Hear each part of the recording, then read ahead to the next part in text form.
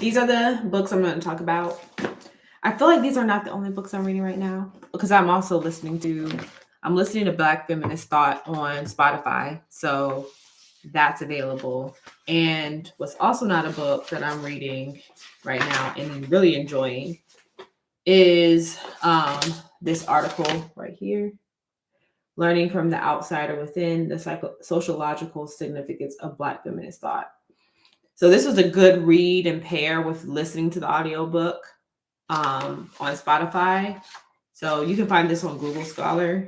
So just look for that on Google Scholar. This book got me into a lot of thoughts, and this book also was the reason why I got this book, Emergent Strategies, which I really like because I really like this woman right here. She also has a podcast on Spotify, which is called Emergent Strategies, I believe. And it's a joy to listen to. So if you don't want to buy the book, you can listen to the podcast. And I find the podcast very affirming and in a way that's a very deep level affirmation is what I get when I read her work, when I engage with her in any form or fashion. So maybe that would be the same for you. But I wouldn't have came across this if I didn't come across this, which this was an impulse buy at Barnes and Noble. And I like the cover.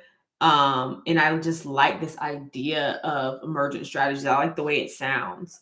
And so, of course, this is about abolition and emergent strategies. And this is emergent strategy, like what that actually looks like, which emergent strategy is just the significance of you doing your own work and you like how small ripples can impact really big, large change. A lot of times when you think about social change, we think about these big sweeping movements and like, oh, we have to get everybody to do this thing and we have to like make sure everyone's in it.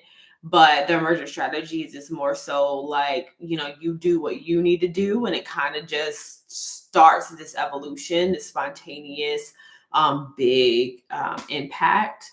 And so that's how I define it in my own words. But in the podcast, if you listen to the podcast of this, then they often define what emergent strategies are.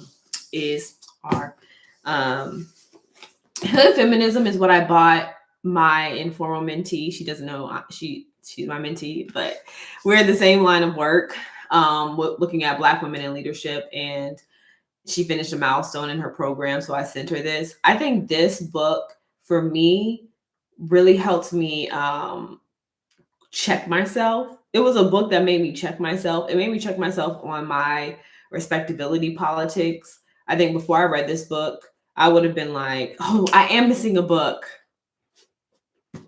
I'm missing a book. It's such a good book. Okay, anyway, sorry. This made me check my respectability politics. Before reading this, I would have thought like, oh no, I don't engage in that. Like, that's crazy. Like, I don't even like try to do the code switching thing. I try to be exactly who I am and where I'm at. But when I actually critically evaluated some of the origins of my behaviors and my patterns of being, I realized that some of them are actually rooted in me wanting to be viewed as respectable in a way. And it's hard to toe the line and understand where especially when, you're in this colonized country and you're going through curriculum that's like, indoctrinating you on your own lack of self-worth as a Black woman. A lot of times you don't have curriculum that really centers you in your own experience. So it is sometimes hard to decouple, like, especially with the respectability politics, like, is this something that I deem as respectable, or is this something that others deem as respectable when put on me? Like, is this something that others want to see me as because it is less threatening, or it satisfies the status quo, or it makes other people feel more comfortable? So trying to figure out what the difference is between my true desires and thoughts versus the desires and thoughts that I might have internalized from others. But even talking about like respectability politics and the way she did just made me kind of say, at first I was like, oh, I don't do that. And then as I kept reading, I was like, you know what, let me make sure I actually don't, because I'd rather live in reality than delusion. And me being being delusional about if I engage or don't is not going to help anybody. So anyways, though, but also too, if you're especially similar to me, I have a doctorate degree. So if you have advanced higher education, if right now I'm in a 2 adult family income, full income family home with 1 child.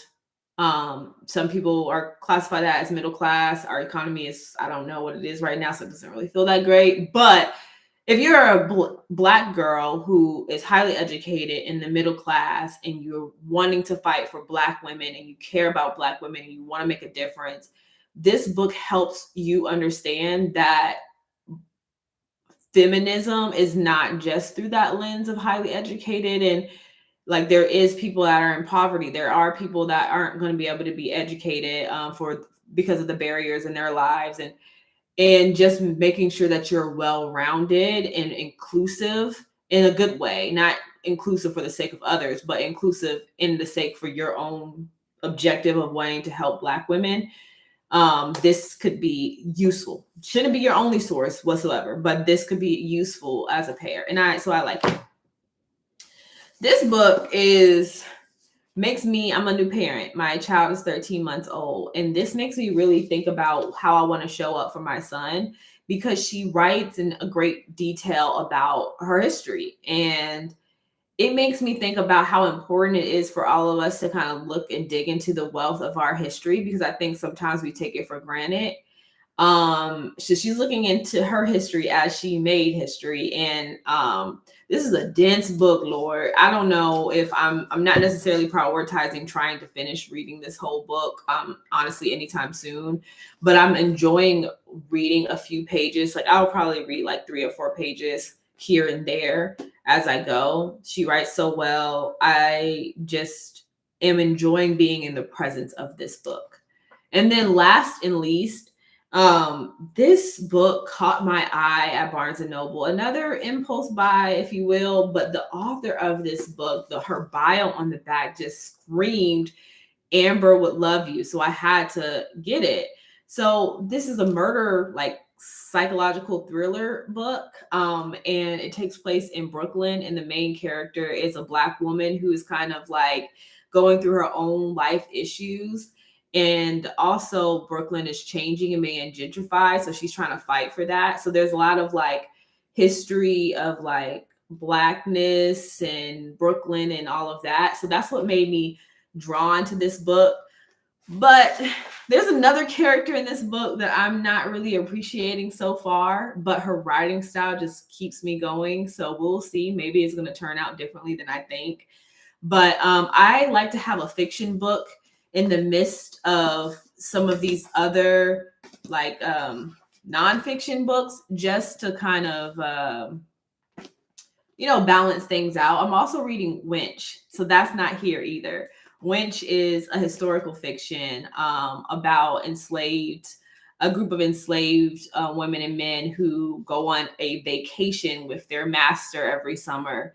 And it draws like the story of their lives for over a decade. And it's really well written. And it's also a good pair for these books as well. Not only because it's fiction, but it also wraps into some of the themes that hood feminism brings up, that emergent strategies brings up, and that surely Black feminist thought brings up. So again, definitely check out Black Feminist Thought on Spotify. If you have the premium, it's a free audiobook that you can listen to. So I've been listening to it on audiobook from Spotify. So that is my roundup of the books that I'm reading. Maybe you can check any of these out for yourself. You know that the public library has an app. And so if you get a library card, you can check out like books online. So you don't have to spend money to learn and engage in all of this, unless it's your hobby and you want to. Okay. All right. So thanks for watching. Bye.